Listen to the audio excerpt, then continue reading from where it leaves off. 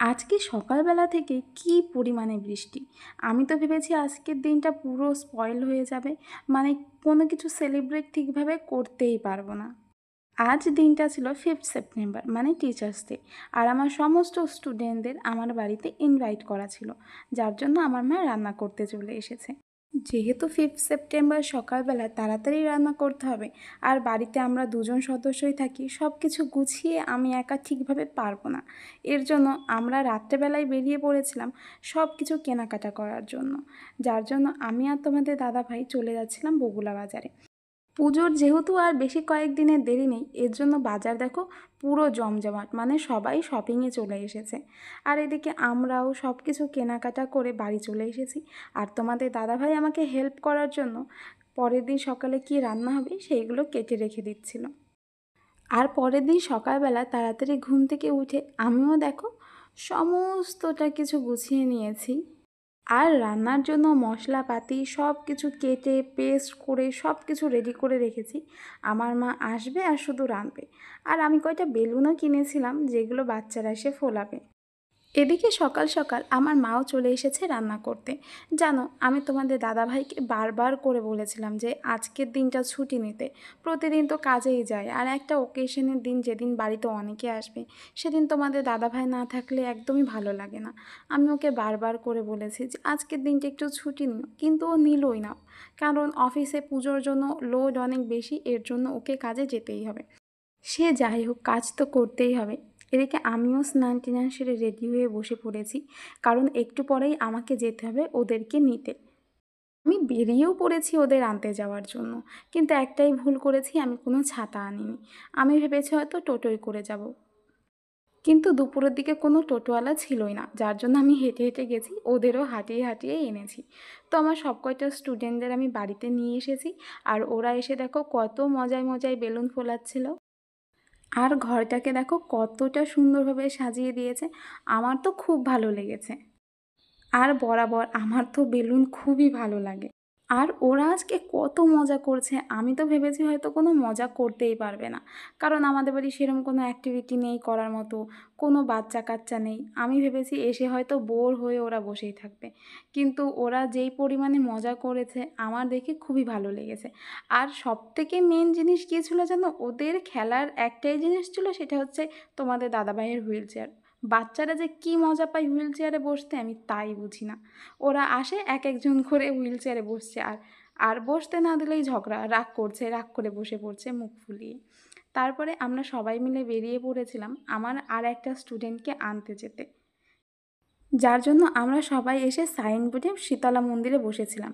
আর ওই দেখো ও চলে এসেছে সেজে গুজে। আসলে ও রাস্তা পার হতে পারে না, বাচ্চা তো, এর জন্য ওকে আনতে যেতে হয়েছিল। এই হচ্ছে আমার সমস্ত স্টুডেন্ট। স্টুডেন্টদের দেখাতে গিয়ে মনে পড়লো আরেকজন কোথায়, আমি ওকে এই ঘরে খুঁজতে এসেছি, পরে দেখি হুইল চেয়ারেও ও এই ঘরে চলে এসেছে। তারপরে আমি কিনে এনেছিলাম একটা কেক।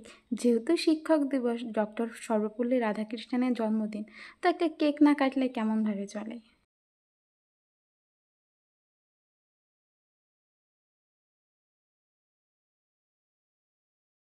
তারপরে অনন্যা বলছিল যে ও এই পেপার গ্লাসটা ফাটাবে, কিন্তু পারছিলই না। তারপরে আমি কেকটাকে কাটলাম। ও কোনো না কোনোভাবে পেপার গ্লাসটা ফাটিয়েছে। কেক কাটার আগে আমি তোমাদের দাদাভাইকে একবার কল করেছিলাম যে ভিডিও কল করে ওও দেখুক, কিন্তু ও এতটাই ব্যস্ত ছিল যে পার্সেলের ওখান থেকে বারবার করে ফোন আসছিল, এর জন্য ও আমার কলটা অ্যাটেন্ড করেনি। আর এদিকে আমার মা কী করছে দেখো, বলে না সময়ের সাথে নিজেকে পরিবর্তন করতে হয়। আমার মা দেখো সবাইকে হচ্ছে কেকের ক্রিম লাগিয়ে দিচ্ছিল গালে।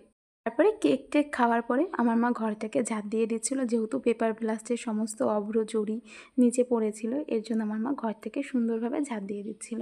আর আমার স্টুডেন্ট আমাকে কি বলছিল জানো, যখন আমার মা ঘর ঝাঁট দিচ্ছিল, বলছিল কি, ও দিদি তুমি শুধু তোমার মাকে দিয়েই কাজ করাচ্ছ, তুমি কেন কিছু করছো না? তারপর যেহেতু অনেকটাই বেলা হয়ে যাচ্ছিল, এর জন্য আমার মা ঠিক করলো যে এখনই সবাইকে খেতে দিয়ে দেওয়া উচিত। এর জন্য আমার মা দেখো সবাইকে সুন্দরভাবে খেতেও দিয়ে দিচ্ছিল। আর আজকের মেনু তো হয়েছিল ফ্রাইড রাইস আর চিকেন কষা। আবার এদিকে খেতে খেতে অদ্রিজার চোখে মাংসর ঝোল চলে গিয়েছিল, যার জন্য আমার মা ওর মুখে সেই ভাপ দিয়ে দিচ্ছিলো যাতে চোখের জ্বালাটা একটু কমে যায়। তারপরে যেন আমি যখন আমার স্টুডেন্টদের নিয়ে একটু ব্যস্ত ছিলাম, ওদের খাইয়ে টাইয়ে হাত পা ধুইয়ে নিয়ে আসলাম, তখন দেখি আমার মা রান্নাঘরে গিয়ে কী যেন করছে। পরে গিয়ে দেখি যে চুড়ি ধরা পড়ে গেছে। মানে আমার মা লুকিয়ে লুকিয়ে মিষ্টি নিয়ে এসে মিষ্টি খাচ্ছিল। আসলে আমার মা সুগার, যার জন্য ডক্টরে মাকে মিষ্টি খেতে বারণ করেছে। আর আমার মা লুকিয়ে লুকিয়ে মিষ্টি খাচ্ছিল। তারপরে আমার কি 2-3টে স্টুডেন্ট এসেছিল না, যাদের জন্য আমি পার্সেল প্যাক করে নিয়েছিলাম যে ওদের আমি বাড়িতে দিয়ে আসবো গিয়ে। তারপরে সব কিছু কমপ্লিট হয়ে যাওয়ার পরে আমার মা দিন শেষে খেতে বসেছে। যেহেতু তোমাদের দাদাভাই বাড়ি আসছিল না, এর জন্য আমি কিছুই খাচ্ছিলাম না যে দুজনে একসাথে বসে খাবো। আমার মাও তো খেতে চাইছিল না, আমি জোর করে আমার মাকে খাইয়েছি। আর এদিকে দেখো কি চলছে, পেপার ব্লাস্টের যেই অভ্রগুলো পড়েছিল ও আবার সেই পেপার ব্লাস্টের খামের মধ্যে ভরে নন্দিনীর মাথায় এসে ঢালছিল। বাচ্চা থাকলে এটাই ভালো লাগে, কত দুষ্টুমি কত অ্যাক্টিভিটি করে, দেখতে খুবই ভালো লাগে। আর খাওয়া দাওয়ার পরে সবাই তো সবার মতো থাকে, কিন্তু আমার মা দেখো আমার কাজ কমানোর জন্য থালা বাসনগুলো মেজে দিচ্ছিল। আর সন্ধ্যাবেলার দিকে সবাইকে আমি বাড়ি দিয়ে এসেছি। কেউই বাড়ি যেতে চাইছিল না, আমি জোর বাড়ি দিয়ে এসেছি। তোমাদের আমার ভিডিওটা কেমন লাগলো কমেন্ট করে জানিও। আর তোমরা টিচার্স ডেতে কীভাবে সেলিব্রেট করেছো সেটাও আমাকে কমেন্ট করে কিন্তু নিশ্চয়ই জানাবে। আজকের দিনটা আমার খুবই ভালো কেটেছে, তোমাদের দাদাভাই থাকলে আরও ভালো।